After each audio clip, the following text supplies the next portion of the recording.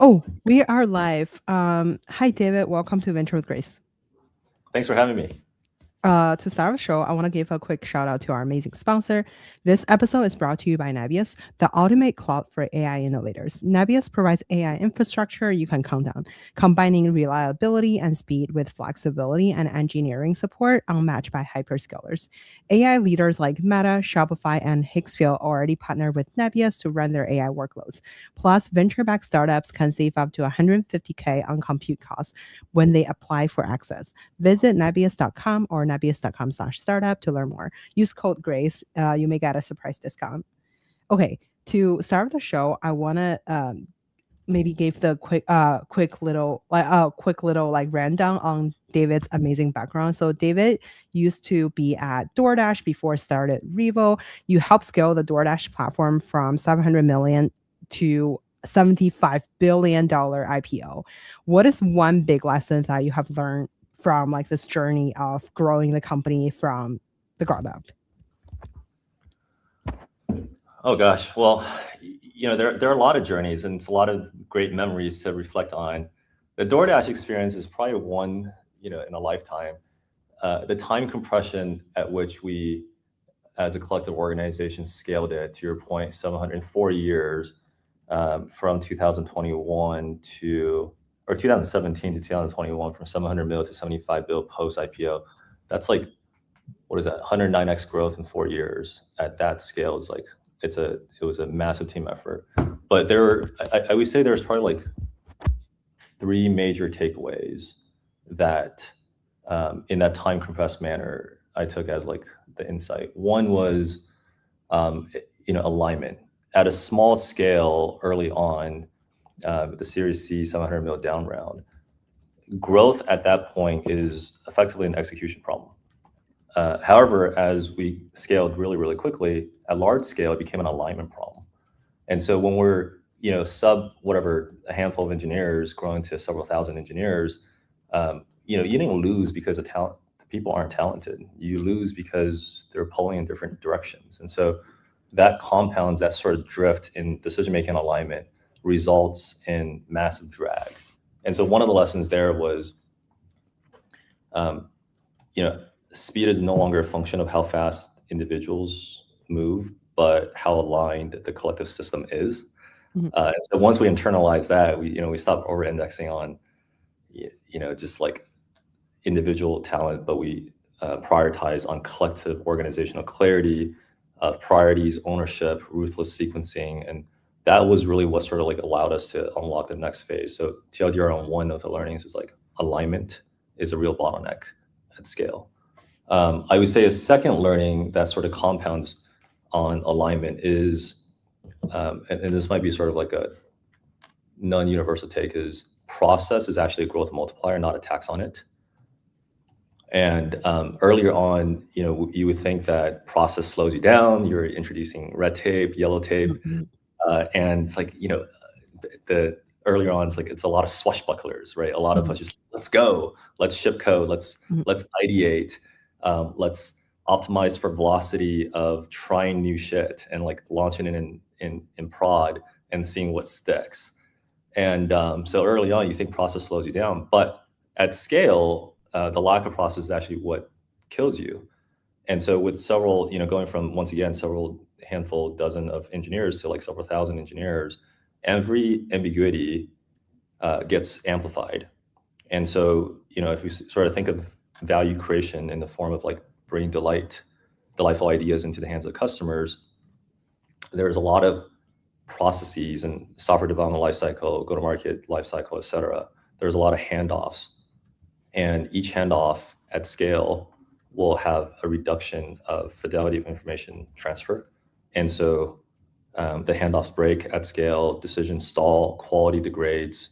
And so the biggest lesson there was like implementing the right process is actually not bureaucracy. It's a force multiplier on velocity. And the companies that win at scale aren't the ones that avoid processes, or the ones that actually design lightweight, high leverage systems that let hundreds and thousands of people move as one collective unit. And so that was sort of a non-obvious thing that in the moment, a lot of us in the trenches like, oh man, we're introducing process. God dang it, right? It's like, wow, this is actually really, really good for making sure we're not drifting as a collective organization. And I would say the last sort of like biggest takeaway, I would actually say the biggest shift at scale at DoorDash is realizing that over time you're no longer scaling execution, you're scaling decision making. And so going from being able to be in every conversation to can't be in every single room and shouldn't be in every single room in every conversation, then the most important question becomes, how do we ensure that the hundreds of decisions made daily are high quality and aligned against the company's goals? And so one of the biggest takeaways there was like, great companies like DoorDash, for example, didn't centralize decisions. We built systems that empowered leaders to make the best decisions independently, but aligned towards the collective direction and vision that the company set out to do, which is to serve our customers and bring delight. And that's when really growth was like unlocked. So those are sort of the three things that I would say are off the cuff takeaways. At scale, process actually accelerates innovation velocity over time, and then scaling decision making, empowering leaders, empowering barrels to really bring forward their ideas in the form of amazing product to customers, like very, very important.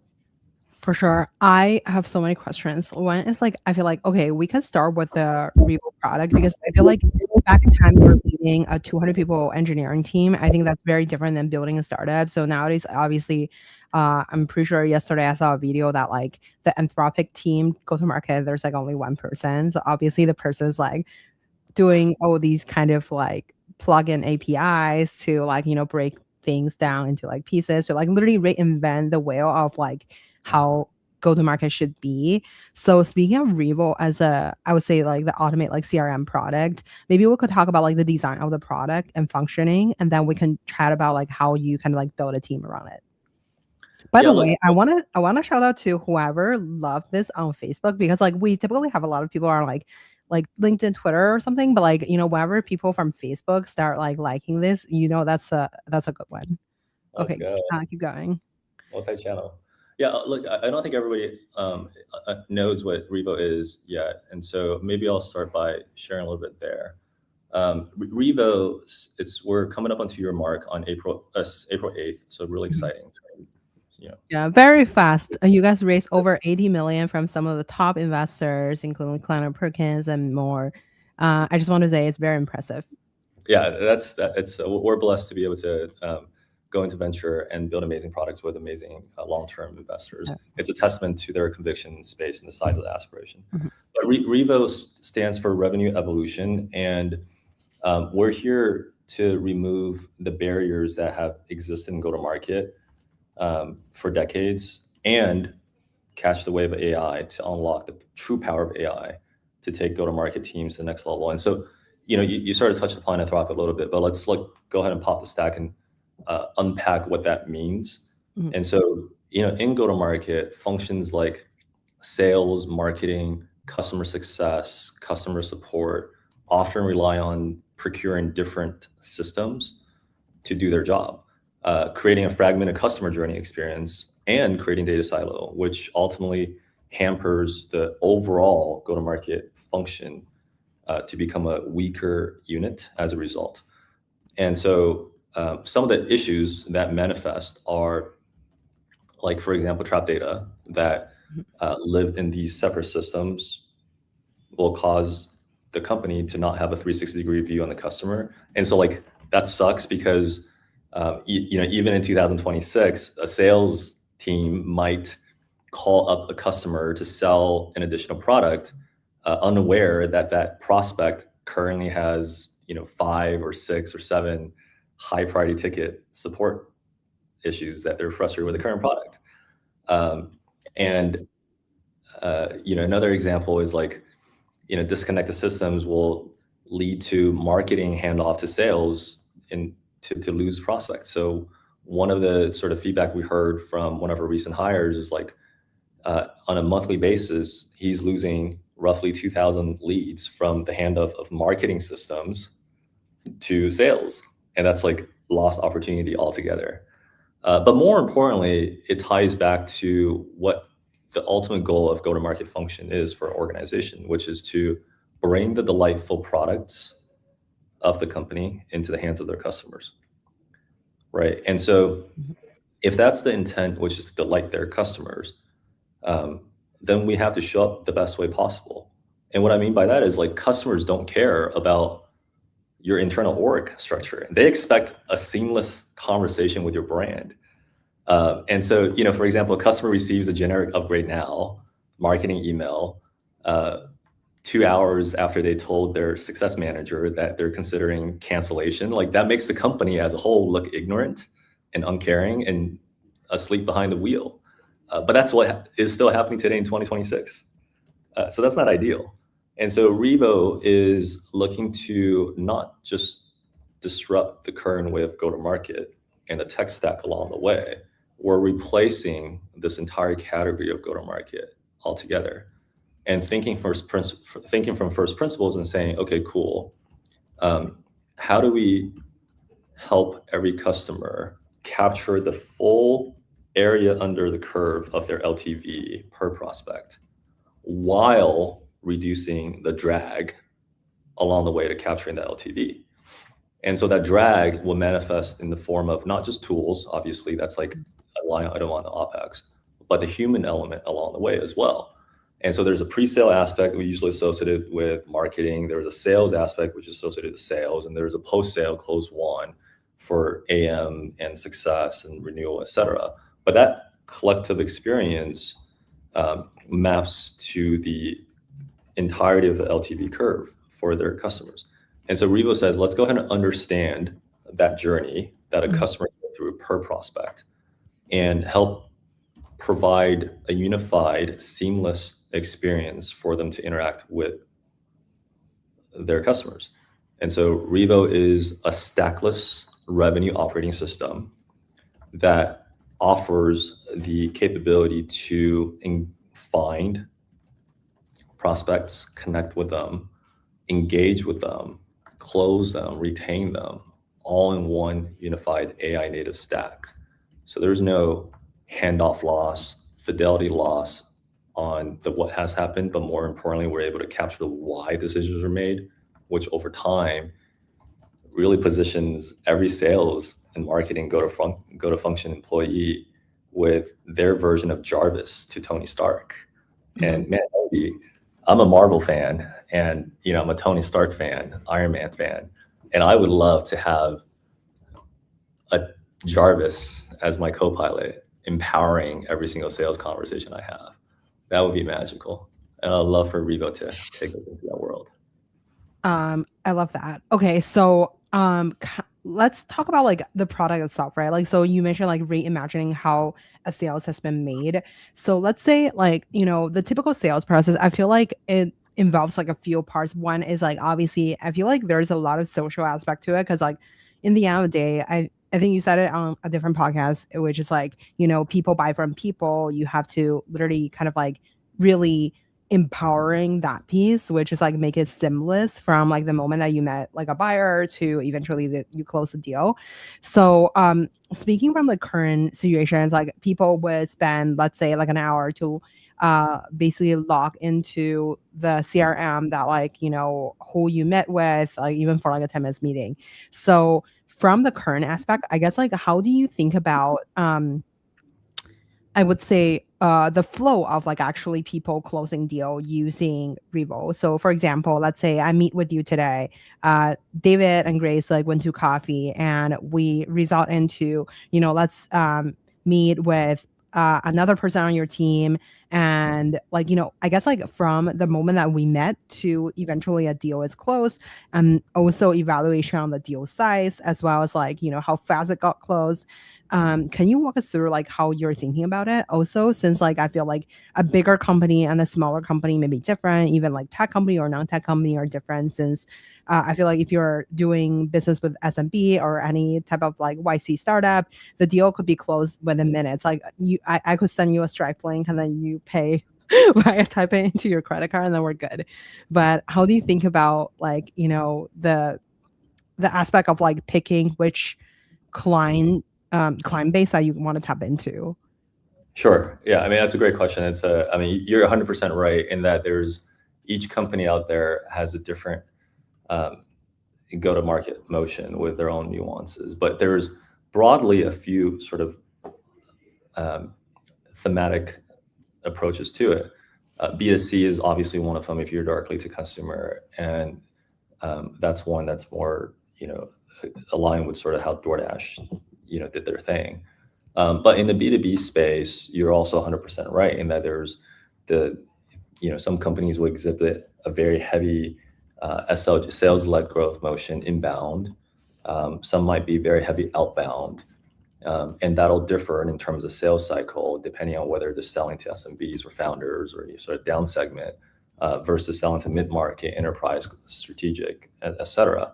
And so the way that we think about it is, okay, let's go ahead and identify the axis by which we can create this sort of MECE set of personas of companies and their sales motion. And then work backwards from like, okay, well, which set of these sales motions, let's say sales-led growth inbound is one of the sort of flows that we're looking to support for our customers. What are all the sort of steps along the way from when a customer in an inbound motion will navigate to, let's say, Revo's website, browse around on the product landing pages, look at the pricing page, et cetera, and then says, hey, you know what, I'm interested. I'm going to go ahead and submit my form. Or I'm going to submit my interest via this lead capture form. And so, for that specific motion, for our customers, just to take one customer as an example, they'll go through, we'll power their landing page. And so we'll offer their form builder, we'll power their landing page, we'll capture the lead, we'll route that directly into our CRM. CRM is one feature on our platform. We'll also, on the back end, have already set up their lead routing. So, they might have an army of SDRs or AEs, depending on the segment of the inbound interest. And we'll have automation that routes to the most appropriate sales team to meet the need of that specific prospect. And then all the sort of, meeting prep notes that needs to be generated, deep research that needs to be generated along the way before an SDR or AE or founder jumps on the call to engage with a prospect is done for you. Mm-hmm. It's the Jarvis, right? And so, and then, 2-3 minutes before a call, our AEs or seller would just take a look at the deep research that is very comprehensive with enrichment of the contact, the account, what they have set on social media, what is the sort of 360 view, what is their tonality in terms of engagement, what are some examples of icebreakers and pain point objection handling, just really educating that seller. And then on the call, Revo chief of staff or Jarvis is there to capture the notes. So to your point, humans buy from humans, and Revo wants to make sure nothing gets in the way. And so you want your sellers to show up and be the most authentic form of themselves to represent the brand and the product while doing discovery questions, engaging. And then afterwards, there's a slew of mundane-ish things around hygiene, around CRM, updating the next best step, and setting a follow-up email or series of follow-up emails, taking the voice of the customer from the conversation, piping into your product team so then that can influence the product roadmap, et cetera, et cetera, et cetera. And popping a stack, to answer your question, like that is one out of many, many, many blocks on this MECE graph that we study. And we say, let's go ahead and make sure our product is able to offer a more accelerated and less drag experience. And so usually what ends up happening is a high velocity sales AE would have back-to-back calls, maybe 12 calls a day. And then for every single call, they need to go through this like hygiene process that might take 3 hours. Now they can do it with Revo in 20 minutes. And it's material time impact saving on the AE side. On the RevOps side, which are supposed to be one of the most strategic functions for any company, 80% of their time is spent stitching and plumbing systems, right? Mm. And that's not ideal, because as a RevOps leader, as a sales ops leader, you want to be focused on helping your company on the most strategic decisions, not trying to set up Zapier integrations from one data source to another, plumb from one marketing automation platform into your CRM, setting up this connector to that connector, having to fix API breaks, out along the way, having to set up MCP connectors with, routes into different data sources that only have read access but not write access back. And there's just a lot of tax that ops leaders need to go through, that with Revo, because it's one unified system, they're able to harvest many hours per day back to then redirect to value creation in the company. And so that's sort of an example of like some of the actual tangible time saving that we're able to offer to our customers. Some of our customers are able to see their sales cycle reduced by over 2 weeks. And so sales cycle reduction is very important, because sales rep productivity and sales cycle, these are some of the most sensitive levers on the P&L to drive revenue for a company. And so if we can help our companies demonstrate the ability to increase their win rate, shorten their sales cycle, and then take on more parallel deals, then that collectively overall adds more LTV potential to every seller, which then increases the top line revenue while minimizing the bottom line drag. And so that would be a tangible thing that we offer to our customers today. I wonder, so like I really like the piece that basically it's like you go into a meeting and then Revo already prep everything with you. So we have so my media company, we have been like so like we have partnered with quite a few company in the CRM space. So for example, HubSpot was our amazing partner from our conference last year, same as like Lightfield was our amazing partner for our dinners, and Clarify founder was on our pod the other day as well. So I'm curious on like same as like Distill. I feel like those are all kind of like the CRM leaders or like the AI version of the CRM leaders. So like technically they are doing a similar-ish function, such as like sending you like a prep doc or prep material. So I'm curious about like what would be the differentiation or like a unique insight that you feel like Revo has compared to other companies that are doing sort of like a meeting prep or kind of like research piece. Yeah, look, I think the best way to sort of talk about differentiation is really to start with intent. And so this is where the product of a company will mirror the intent of the founders of that company. And so for Revo, our intent is to completely replace the go-to-market category. And that is a very audacious, dream big vision of unifying all of marketing, sales, success, and support under one roof. And that is the intent. And so our action coming out of the gate a little bit under 2 years ago is to build a compound company that basically embarked on creating like 8 different companies from the get-go in one, threaded together with a horizontal AI layer that allows each of these apps and modules to cohesively interact with each other in an AI native manner. And so what that means is the action against intent symmetry is 100%. Right? And so there's a lot of players in go-to-market space that's still trying to innovate. And I love entrepreneurs embarking on the sort of journey to bring delight to their customers. But their approach, where their intent is to be an AI version of a point solution of the past. And so to your point, there are other players, like you mentioned, that have either rebranded themselves from a prior endeavor because they were starting sort of a cloud native era, or whatnot, but they're coming out and saying, hey, look, we're the AI native fill in the blank point solution, right? AI native CRM, right? AI native conversational intel, AI native prospecting, right? And they're basically cherry picking a job to be done within this collective LTV curve to serve the customer of a pre-sale, sale, and post-sale journey, and saying we're going to do that one thing, and which is really commendable for them. But that's a very different intent than what Revo is trying to embark on. And so that's really the key differentiator. And as time elapses, Grace, you'll see that everybody starts out similar at the start, right? But as time goes on, you'll see a divergent path of their product evolution, of their customer journey, and everything from there on out. And so for us, just to be very, very specific, is CRM is a feature and capability on our platform. Prospecting, outreach, conversation intelligence on the middle of the funnel part, our mobile strategy, our iOS strategy, these are all different individual capabilities, our post-sales support. So it's the breadth of everything that we offer.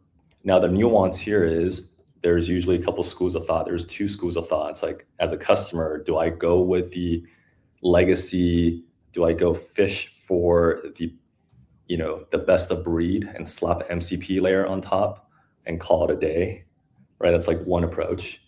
And then there's a latter approach, which is like, let's go with one of the incumbents that positions themselves as an all-in-one, like a Salesforce or HubSpot, but they were really built in the olden days of the legacy.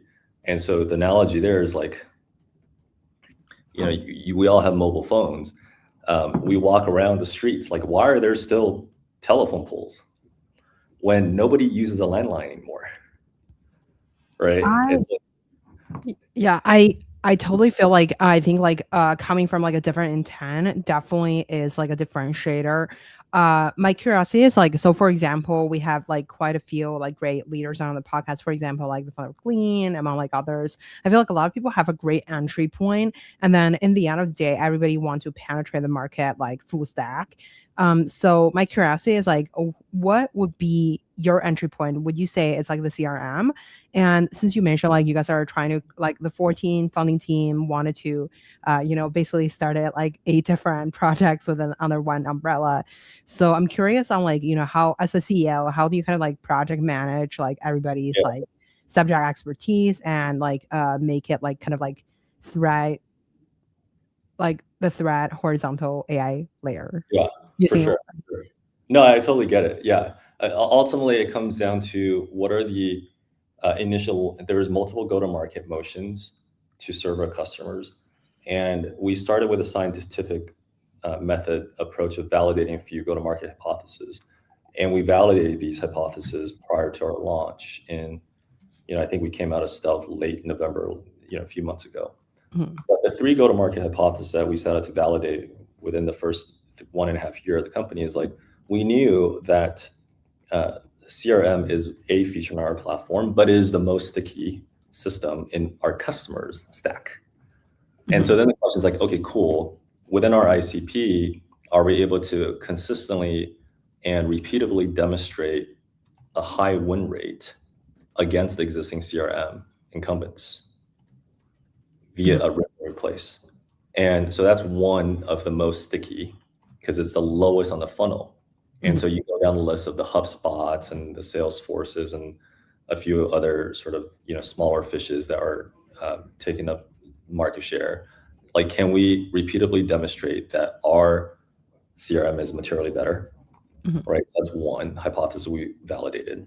Second go-to-market hypothesis we set out to validate is like, okay, in addition to the CRM as a feature on our platform, there are other hero use cases of brands that our customers love, that it's part of our day-to-day. Can we also show 2 or 3 or 4 of these capabilities on our platform that we can go head-to-head as also, a wedge?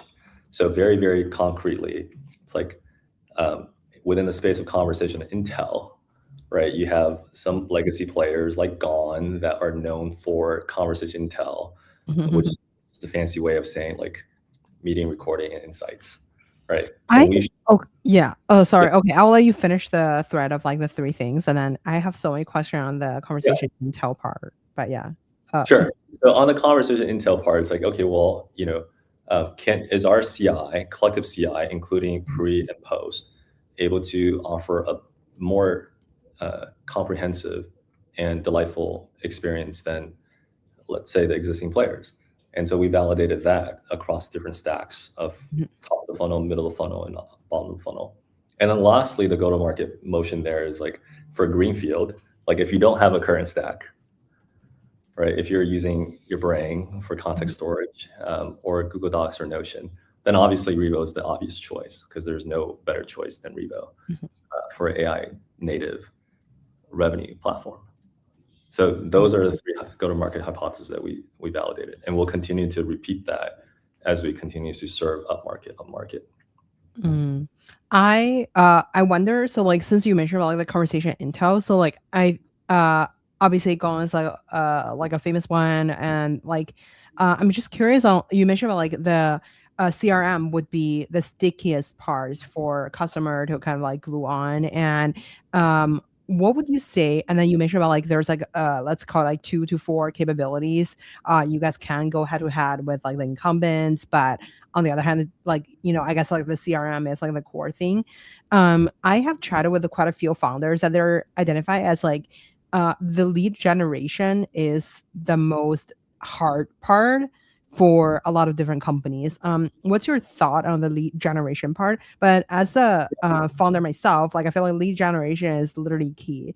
Like, you can't have the follow on conversation or even the conversation intelligence if you don't have the conversation in general. So I'm just curious on like what's your thought on the lead generation part. And obviously nowadays we have Clay, and like I'm personally enjoying like a bunch of different smaller companies that are in the AI native space that's going against Clay.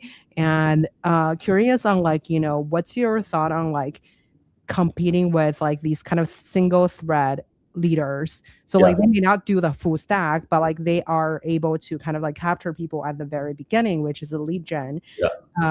Just curious your thought on like 100%. Yeah, that's a great observation, Grace. Look, companies are ultimately looking for leads they can close, and looking for help closing them, and looking for help retaining and upselling to them, right? So it's like those 3 phases.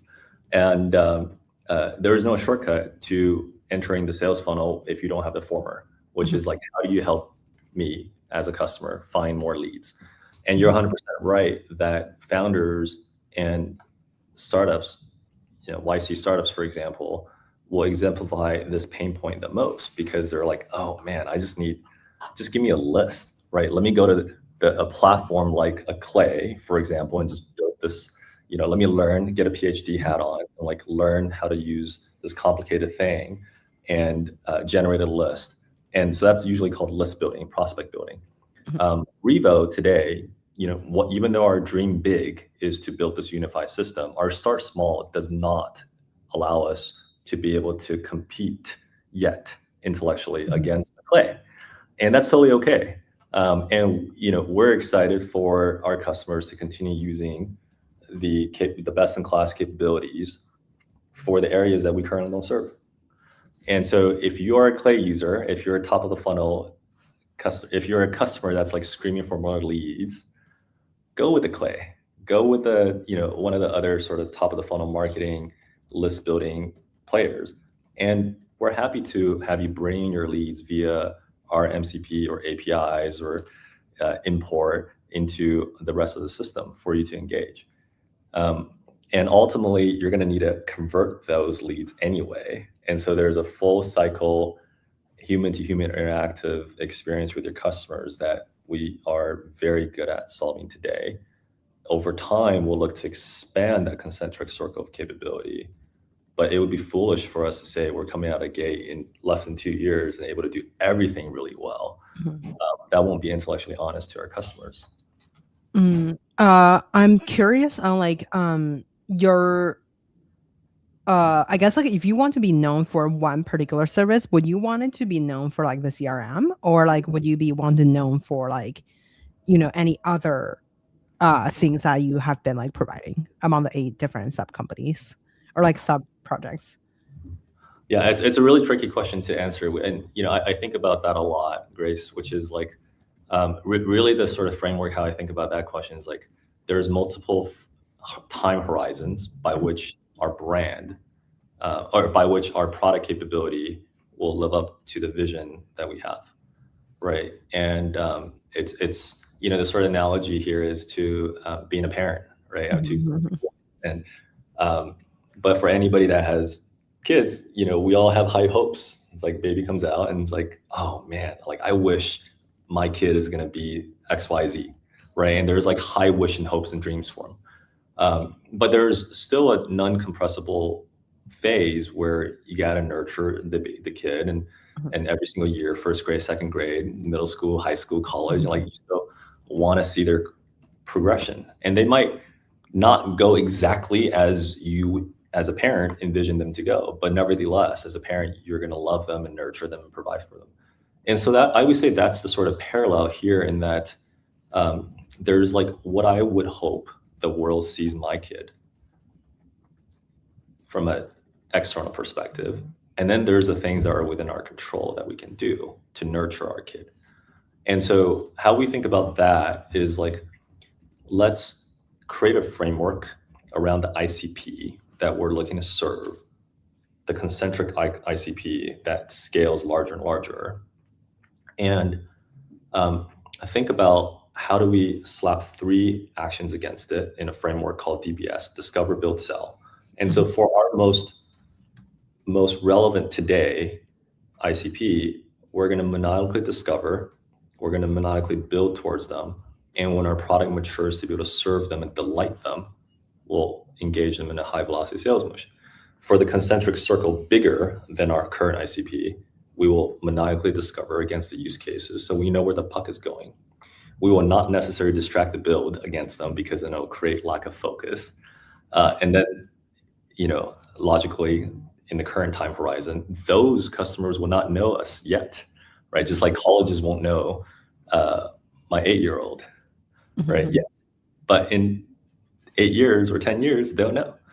And then for the down segment, we'll need to be able to bring about a self-serve motion that allows the segment smaller than our ICP to be able to, in a very light touch manner, play with the demo experience, download our Apple Watch, download our mobile phone, and have a version of Revo as Jarvis to their Tony Stark as a daily habit.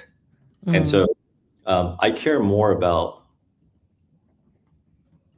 intentionally building momentum to bring value to our customers versus the sort of classic way of thinking about what is the aha moment, what is the one wedge that you want your customers to know, because that's sort of a it doesn't really apply to our thesis of being a category replacer. There's no one thing, because we're looking to solve so many different personas. And so it's an evolution of that ICP expansion on the concentric circle side. I have another question on this. So one is like, I really like what you're saying. Basically, essentially, it's kind of like parenting a kid. Like, you may not know right now, but like, we'll just like see how it basically the evolution of like the product / the kid kind of like grow. So when it comes to like, I guess like I feel like your approach for your startup is like very unique. Obviously, you have like the background of like being a DoorDash, running like a 200 people team, so like you can kind of like experiment it a little bit on like obviously you raise a lot of money, and then like you have like 8 different category of products that you are kind of like experimenting or testing out that have hypotheses. My curiosity is, as a CEO, how do you kind of like budget control the 8 different projects? So are they using the same engineering team, or is that like, since like right now we're in like a vibe code era where like everybody is just using like 5 Mac Mini to like kind of conduct or orchestrate all the agents? So how do you kind of test out the product building for the 8 different things, and then like among the 14 core employee at the beginning, like how do you kind of like ensemble the team, as well as like kind of like orchestrate the team to orchestrate the entire AI stack? Oh gosh, lots to unpack there. Those are like several questions in one. I would start by saying that the speed at which AI models and application layer, the sort of applied AI, has grown way faster than any of us have predicted, right? And it wasn't, we talk about vibe coding, but it wasn't until realistically Opus 4, like Cloud Code Opus 4.5 that came out several months ago, like 3-4 months ago, Mhm. that really created a step function increase in our ability as engineers to increase the trust of the output. And that'll only get better, Mhm. right, and faster. And so how we thought about it since the inception, prior to all these models and vibe coding came out, was Revo, to your point about coming out with 80 million raise. We co-founded the company with Vinod Khosla at KB, and 2 years ago, a little bit 2 years ago, when we were still on the whiteboard scribbling and hashing out what were the win conditions, what were the losing conditions, what were the architectural patterns that we predict the world of AI will become, to inform how the architecture of how we built this compound company. 2 years ago, like, we had to predict correctly.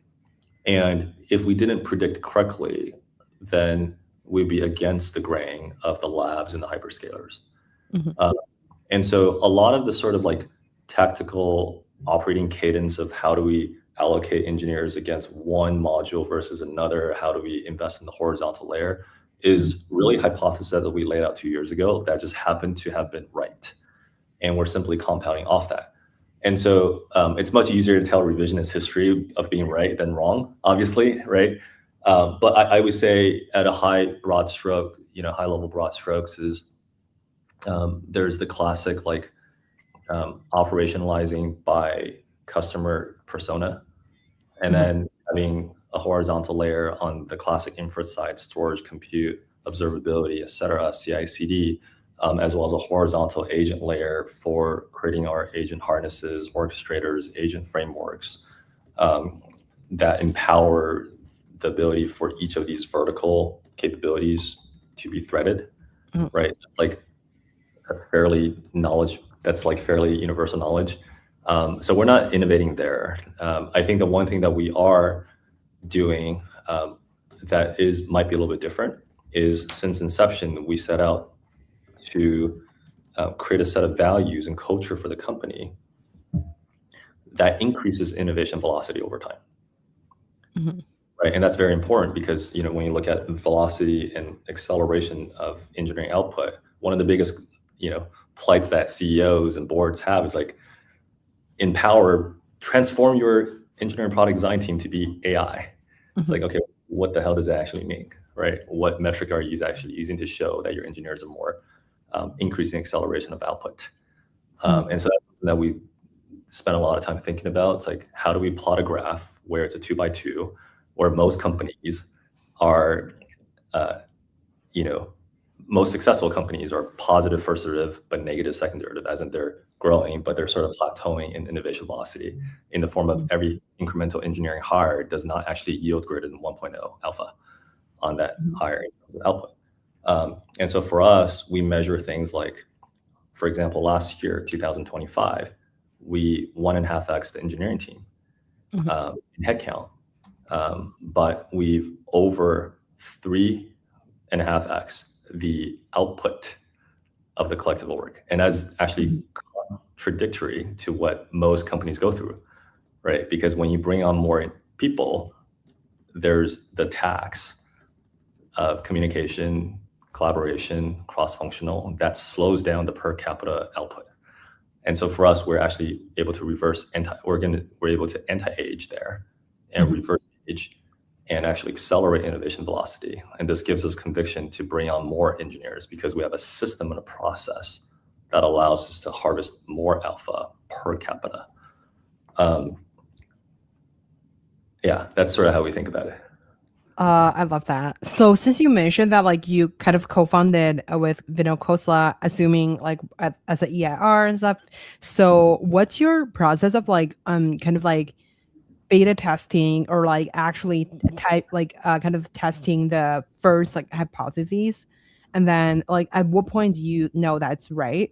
So I also have like a half question there. So I was like writing this down when you were like seeing is so basically like when you're fundraising, I feel like obviously I feel like because of your experienced operator, so you would be able to um have a lot of leverage from like, let's call like DoorDash or whatever. Like I'm sure a lot of people will give you a lot of money, but I think like just off the bat to raise like the amount that you have raised as a, experienced operator, it's also like, it's like a very successful raise. So do you have to sign like a huge like letter of intent or like design partnership with like certain huge company? And who is your ICP? Is that like a huge traditional companies, or is that like every AI company, or is this just like a traditional big tech slash SaaS? Like, and I mean, obviously, I wanted to hear your view on SaaS too, but like since there's no SaaS anymore, but it's Well, a I think that I did a piece with Wall Street. I don't think it's out yet, but on the SaaS apocalypse. So maybe that'll come out in a couple of weeks. But it's always I reflect back to like 2+ years ago of when we were in, I forget the room at KV office, but we were like hashing out the ideas. And it just, to answer your question, like we didn't really start Revo as like Revo. We started with a broader thesis of where we see the world trending with the advent of AI. And so I had this thesis where a broader thesis, and that was actually the thesis for why I created Zhu Ventures, an incubation arm of KB.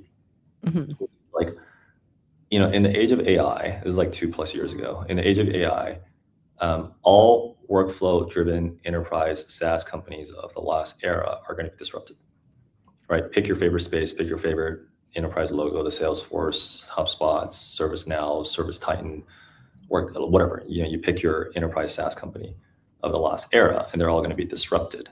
And the rationale for it is all same because of the underlying data architecture that got them where they are would not allow them to get to where the world is headed. So that's sort of one broad observation. And the second thing was like, okay, startups are hard, as we all know, because you talk to a lot of founders as well. And one thing we knew is that the size of the aspiration of the startup doesn't change the difficulty level of it. And so if you're going to do a startup, you might as well go for the hardest thing. But then you also need to de-risk along the way. And so we thought about, okay, cool. If we're going to go ahead and co-found this thing and build it together, what are the asymmetric advantages that we can bring to de-risking this endeavor and maximally increasing the ability for our customers to experience the delight of Revo? And so a few things we thought about were, well, let's do the contrarian thing and have a technical founder as CEO in a go-to-market space. And the asymmetry in sort of capability here is like I ran go-to-market for 2 years before starting Revo in another N-1 endeavor. And so I had a firsthand feel of what the sort of challenges of running a Frankenstack, as we call it, HubSpots and Polos and outreaches and like threading 12 different systems together, and I still couldn't answer the simple question of like, who is our highest performing rep? What is our forecast against plan? What is the sales coverage? Like, what is the LTV like basic things that as a revenue leader I would expect to answer, I couldn't answer. And that was really, really challenging. So product founder fit is one that's very important. Having a technical founder and a very technical founding team is really an accelerant and an alpha in an era where we're really riding the technology shift. And so, there are a lot of founders that are like ex-CROs and ex-CMOs and ex-head of growth and whatever. Like they're great at selling, right? They're great at telling the story. They're great at knowing how the last generation of like way to work is. Do you really want to trust a leader that created this last generation of paradigm of how to work and go to market to create this new paradigm of how AI can empower companies to work? I don't know. I wouldn't take that bet, right? And Vino wouldn't take that bet. So we're just like, let's empower first principle thinkers who understand deeply the technology, who also deeply understand from an operator perspective the pain of operating a legacy software stack. And then let's see if we can do some magic. And so that was our founding hypothesis. And that was enough for us to say, there's large enough of an opportunity to take a venture bet. And so, at the time when we raised, we were effectively pre-product, pre-revenue, pre-everything. Mhm. We, one of the founding thesis for this company is like, we need to be heads down and build a very wide breadth with depth Mhm. without much market validation.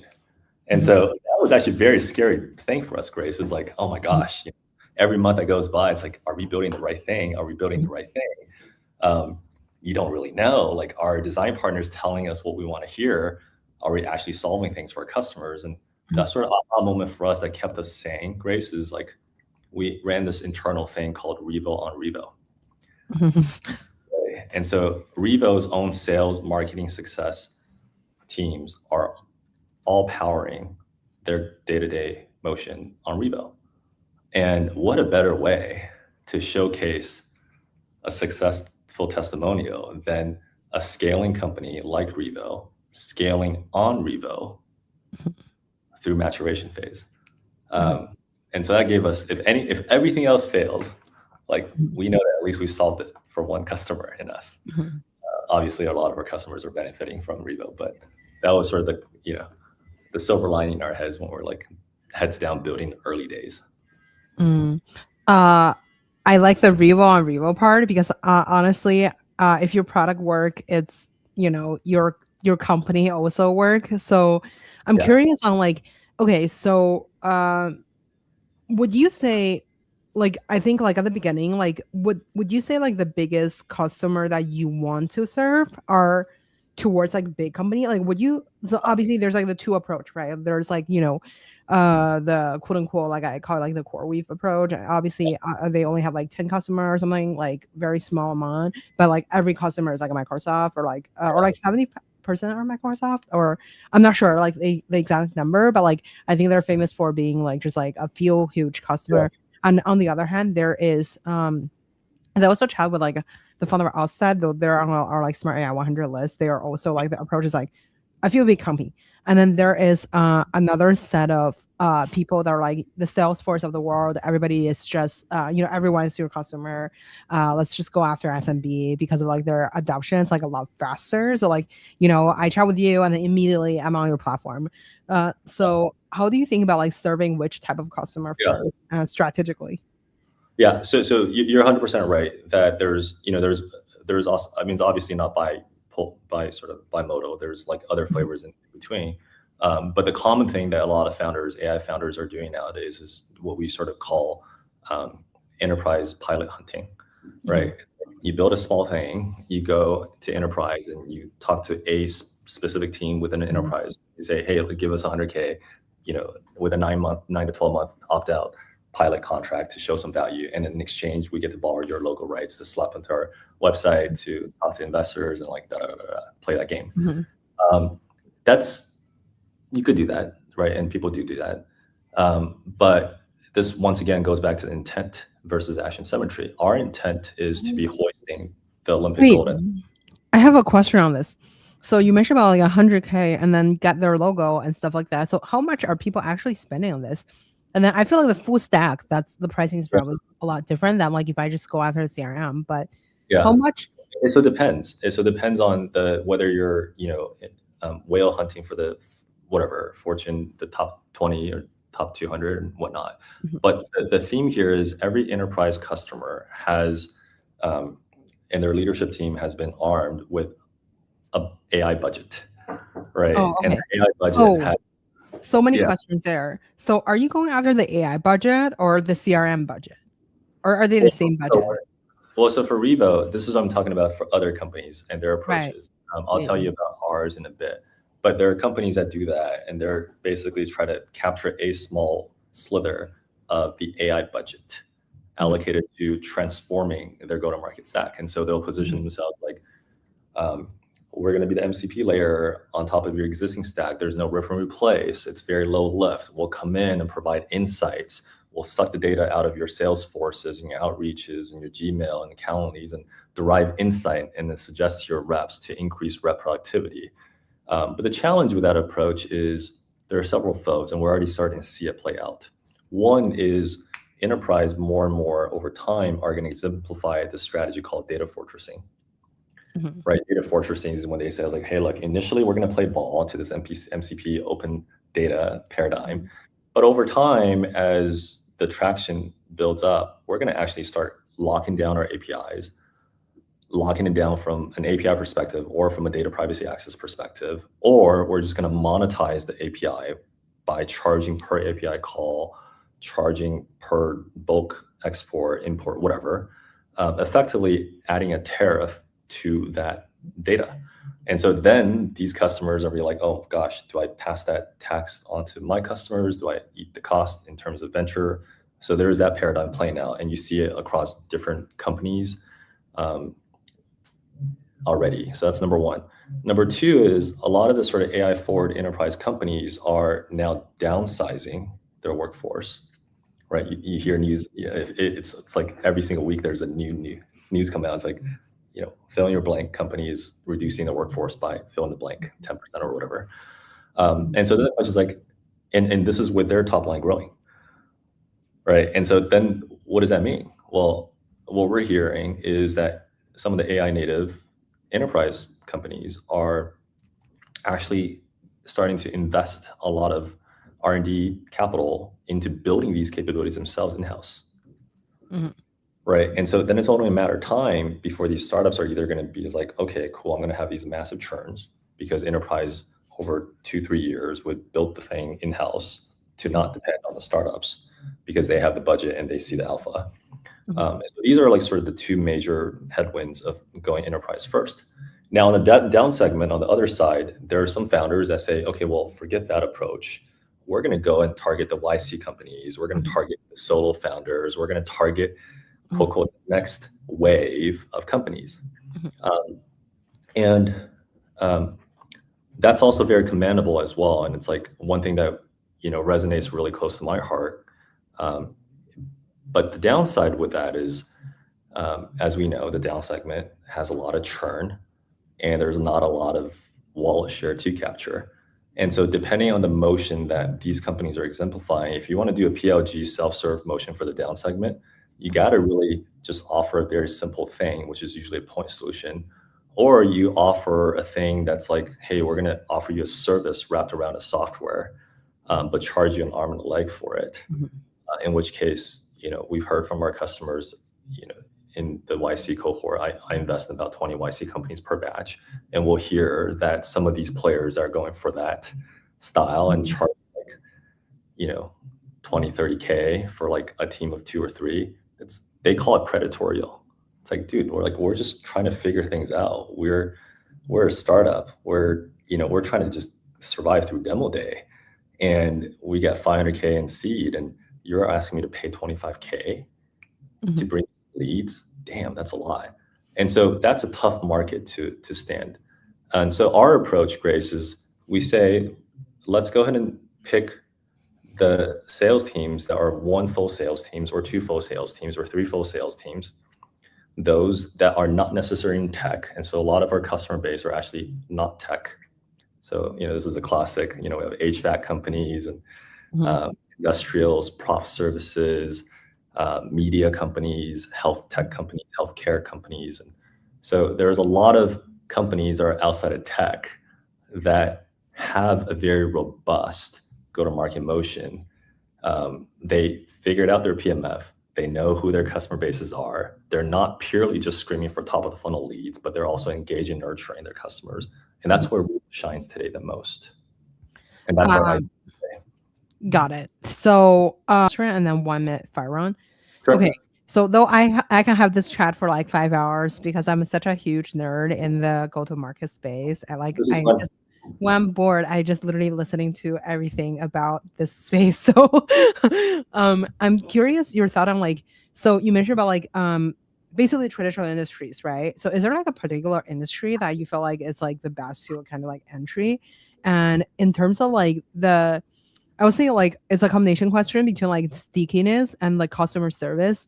So like both stickiness to your platform and then the customer service side on like, since like, after I entered, my 2 billion people CRM onto Revo, what am I supposed to do with customer service, because I think the problem is like, obviously, as a quote unquote like solo founder, or like as a small company founder, I personally feel like I'm overwhelmed by the process I have to do to like, keeping stuff in touch. It's a very native for me to be like, hey, texting people. But I feel like to scale this process, if you're like a traditional company that are selling, $5 million toilet paper, like what am I supposed to do to kind of like, what is the general process of like actually doing the customer service piece? And like, what is Revo's kind of like suggestions on what am I supposed to do with this part? Yeah. So today, we've seen a lot of success in like industrials and prof services and media, and these are customers not necessarily in America. We have some South America companies, European, et cetera. So these non-traditional businesses are great for a few reasons. One is they've already figured out the maturity of their go-to-market. They have a repeatable sales motion. Right. They have a balance sheet, P&L, income statement that is very durable. They are probably a team of, call it 10 sellers and customer success folks.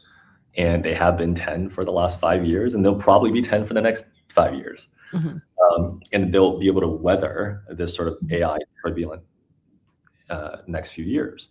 And we like this cohort better than pure tech, because tech is sort of like, this is a really risque analogy that I like to use. Like, on the bi-coastal side, every founder is like a duck, and every VC is like, with capital stuffing the duck, right? And every single VC is like, investor would look to produce these like, power law returns, where on the successful side, the duck becomes stuffed successfully to produce Michelin star foie gras.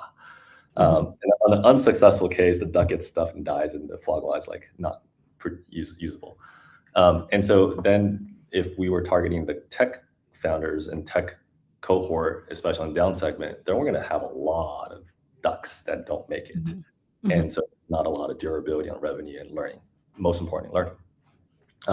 To answer your question on the success side, a lot of our customers today are leveraging, especially for ABM motion. So this is like, depending, once again, going back to the MISI set of, the type of outbound or the type of go-to-market motion you have. So for some of our sales-led motion that are in the enterprise sector, where there is this, call it 9 to 12 month sales cycle, where it's multi-touch every week, there's UAT, user acceptance testing. Like, for example, one of our customers sells $10+ million contracts to banks, right? In the loan origination space. And it's a very, very intensive success motion. And so their team uses Revo to engage with their customers on-prem, but also digital, to understand the voice of the customer, their needs, and then takes Revo as the AI product manager to distill the biggest gaps on the product side to inform the engineering team of what to build. So it's almost leveraging Revo via success leader as the product manager, right? When you think about customer success, it's like, what is the number one job of customer success? Is to really bridge the voice of the customer back to the business, right? Back to the business in terms of sales, in terms of gaps, in terms of finance, like pricing changes, et cetera, to really retain that contract, ensure customer satisfaction, happiness, and renewal. And so they'll leverage Revo for that. For your use case specifically, Grace, happy to do it, happy to jump on another call, understand your use case, and provision you an account on Revo, and have you experience the magic of Revo, and let your 2 million, contacts and opportunities and accounts transfer over. As a technologist, I've always liked to err on the side of show, not tell, because talk is cheap. Anybody can tell a beautiful story, and anybody can sort of market the hell out of their product. But let's go ahead and actually feel the product and use it and see if it brings you delight. That's sort of how our approach is. Like, let's have the product speak for itself. I love that. Okay, so I want to be mindful of time. Let's wrap with a quick 1 minute fire round for you. What's your favorite book? Men's Search for Meaning by Dr. Viktor Frankl. Who would you invite to your dinner party? Who would what? Who would you invite to your dinner party? Oh gosh, I like to spend more time with Walter Isaacson, who's the author of Jobs and Musk. Who made the biggest impact in your career? Tony Xu at DoorDash and Keith Raboy. Tony, over 4 years of working for him at DoorDash, was actually the person who recommended me the book, Men's Search for Meaning, in January 2022. And then Keith Raboy, he founded the company called OpenStore. He was the CEO, and I was running that with him, for him, in Miami for 2 years. And I would say I learned more about startups, what to do and what not to do, more about startups from him than any individual person I've ever met. That guy is a font of knowledge, a font of wisdom, and amazing. What is like one piece of things that you learned from him? Yeah, Keith really emphasizes on talent density, which is also sort of a Vinod Khosla thing, which is the team you build is the company you build, not the plans you make. And so over-index on making sure you're always curating the team, the culture, the values in a manner that's akin to cellular replication. And so like if you're cellular, like replicating as a body, as an organism, and you introduce mutation to your cells, then mutation will cause cancer. Cancer kills the host, in which case the company dies. And so make sure that as we're early on curating the talent, like they're not just capable, but they have the capacity, they have the willingness, and they have the right set of values to really 10x. I love that. Where can we find you outside work? I don't have interests. I don't have hobbies. I also don't have a job. Oh my God, Yeah. same. I also have no life. Well, I have a life. My life is Revo. Revo is the first thing I think about when I wake up in the morning. It's the last thing I think about when I go to sleep at Wow, night. that's deep. Okay, same. Yeah, it's I have 2 kids, biological kids, but I also have a third one called Revo, and I'm the biological parent for Revo, and I love Revo to death. And fortunately for me, there's 3 other co-founders, Curtis, Clement, Cindy, who are also biological parent to Revo, and so it's a place where I like to spend my time. Saturdays, Sundays, you can find me here. Yeah, it'll be great. Amazing. Well, David, thank you so much for coming on the show today. It was such a fun conversation. Thanks for having me. It's a pleasure. Let me quickly